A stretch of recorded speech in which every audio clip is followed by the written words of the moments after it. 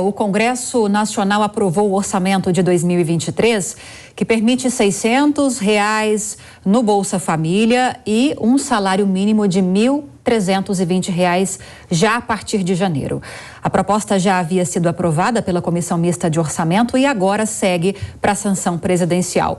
A gente fala agora ao vivo, direto da capital federal, com a Marília Sena, que tem mais detalhes dessa aprovação para a gente. O que é que você destaca, Marília? Boa noite.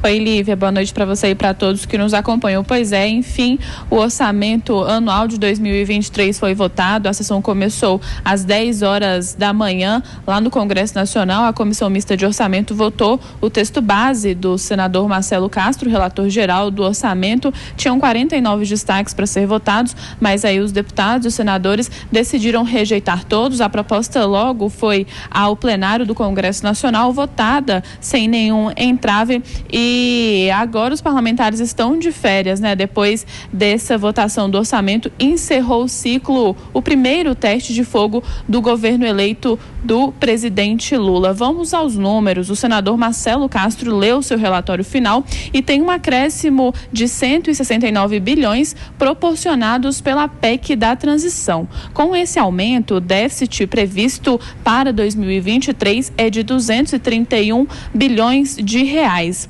Tinha uma grande incógnita, né? O que fazer com as emendas de relator que se tornaram inconstitucionais após a decisão do Supremo Tribunal Federal. O senador Marcelo Castro decidiu que os 19,4 bilhões seriam divididos para 5 áreas. 4,3 bilhões vai para o desenvolvimento regional, 3 bilhões para a saúde, 1,8 bilhão para a cidadania, 416 milhões para a agricultura e 169 milhões para a educação. Após a sessão do Congresso Nacional, o senador Rodrigo Pacheco comentou sobre o destino das emendas de relator. Vamos ouvir. São rubricas que já existem dentro do orçamento, que já são bem assimiladas, inclusive, pela opinião pública e pela imprensa. O que não pode faltar é recurso para aquilo que importa ao Brasil.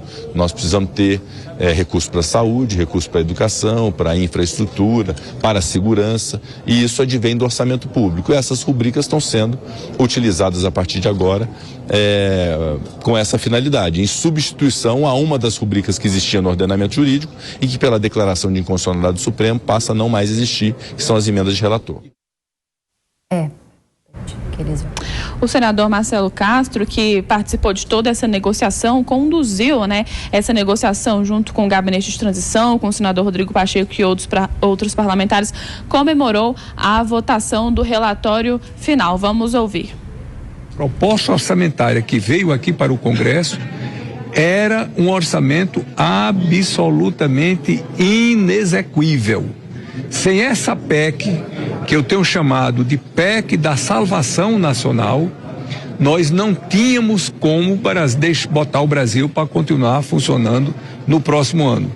Nós não teríamos recursos para a farmácia popular, nós não teríamos recursos para a saúde indígena, nós não teríamos recursos para a merenda escolar, nós não teríamos recursos para habitação, cultura, ciência, tecnologia, esporte, educação, enfim, infraestrutura, todas as áreas. Então, essa PEC que nós aprovamos propiciou que nós pudéssemos dotar o país de um orçamento minimamente razoável, recompondo rubricas orçamentárias sem as quais o país não continuaria a funcionar. É isso, Lívia. O primeiro teste de fogo do governo eleito passou, né?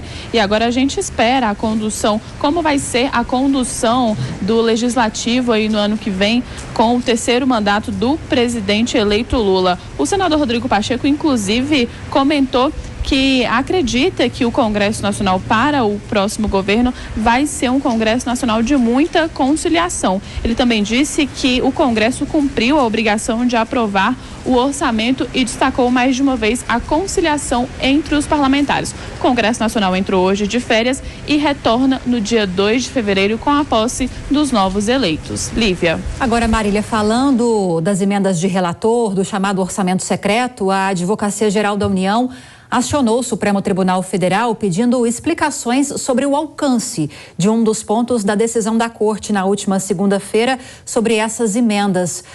Explica pra gente o que foi discutido, qual foi a decisão.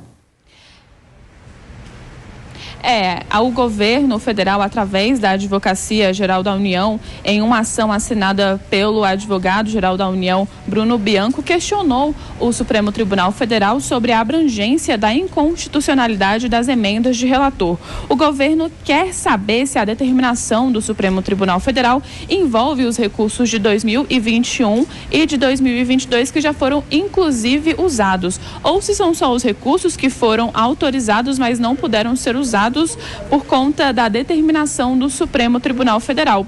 Para a Advocacia Geral da União, através do Bruno Bianco, caso a decisão valha para as verbas antigas de 2021 e 2022, que já foram pagas, quem recebeu pode se sentir prejudicado e acionar a justiça contra o governo. O questionamento foi feito para a ministra Rosa Weber, presidente do Supremo Tribunal Federal e relatora da ação que tornou as emendas de relator inconstitucionais. Agora a gente espera aí a resposta de Rosa Weber para uma pergunta legítima, né? Não ficou claro sobre essa ação do Supremo Tribunal Federal. Lívia. Ok, muito obrigada pelas explicações. Marília Sena, direto de Brasília. Qualquer novidade é só nos acionar. Um bom trabalho para você. Deixa eu começar falando com os nossos comentaristas por meio do Luiz Arthur Nogueira, para a gente falar um pouquinho desse orçamento que foi aprovado, o orçamento para o ano que vem. O senador Marcelo Castro, que foi o relator da peça orçamentária, chamou a PEC da transição de PEC da salvação nacional e, em relação ao orçamento, disse que esse orçamento, o anterior, antes das mudanças promovidas pela PEC, era um orçamento inexequível, que além de permitir a manutenção do Auxílio Brasil em R$600, era preciso recompor algumas áreas essenciais, como saúde e educação. Da forma como essa peça foi aprovada, o que você tem a dizer para a gente sobre isso? Olha, Lívia, com todo respeito ao senador, o nome correto dessa PEC é PEC fura-teto, ponto.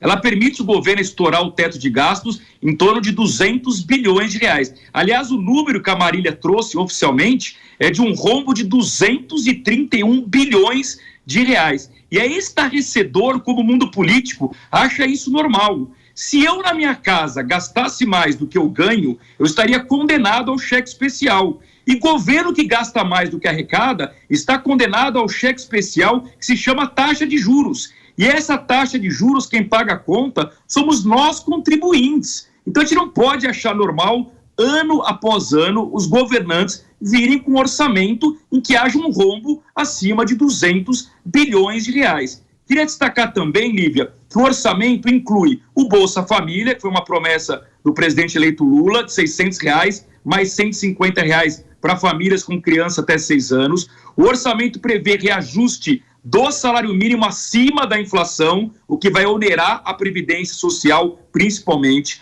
O orçamento também garante reajuste para o funcionalismo público no ano que vem, em 2024 e também em 2025. A única promessa que não coube no orçamento, por enquanto, foi aquela promessa de Lula na campanha de que vai isentar todos os trabalhadores do imposto de renda que ganham até R$5 mil. Mas, em resumo, é um país que acha normal ter orçamento no vermelho, que acha normal ficar pagando taxa de juros, e se a gente não quebrar esse círculo vicioso, nós, como país, estaremos condenados a pagar eternamente juros altos para os investidores nacionais e estrangeiros. Já já a gente volta a falar sobre o orçamento. Quero aproveitar a experiência do Cristiano Vilela nessa área jurídica para questionar a respeito do segundo assunto que a Marília Sena trouxe para a gente, que foi esse questionamento feito pela AGU ao Supremo Tribunal Federal em relação à abrangência da decisão da última segunda-feira da Suprema Corte em relação à inconstitucionalidade das emendas de relator do orçamento secreto. E a Marília explicou para a gente que há essa dúvida sobre emendas que estão em execução, ou seja, que já foram liberadas, autorizadas, mas não necessariamente já gastas, já empenhadas, investidas. Como fica a situação? No caso, Vilela, de emendas que já foram empenhadas, de recursos que já foram aplicados, isso pode ser pedido de volta? Isso é possível na sua visão? Olha, Lívia, eu vejo que não, tá? E tenho certeza que o Supremo Tribunal Federal vai ser bastante sensível nesse ponto de não tomar uma decisão dessa capaz de levar o país a efetivamente a bancarrota. Na verdade, quando se é declarado a inconstitucionalidade de um dispositivo legal, existe a possibilidade de, eventualmente, essa inconstitucionalidade passar a ter efeitos a partir da decisão. Justamente para que em situações como essa, onde você já tenha tido uma situação que você não tem mais como voltar atrás em termos práticos, para que você realmente não gere uma insegurança jurídica e orçamentária ainda maior. Então eu tenho certeza absoluta que o Supremo Tribunal Federal vai ter essa compreensão. Isso não ficou claro, não ficou especificado no acórdão, na decisão que foi tida pelo Supremo agora, nos últimos dias, mas eu tenho certeza que agora, nesse pronunciamento que o Supremo vai fazer, eu não tenho dúvida que vai tornar claro de que os efeitos não retroagem ao passado.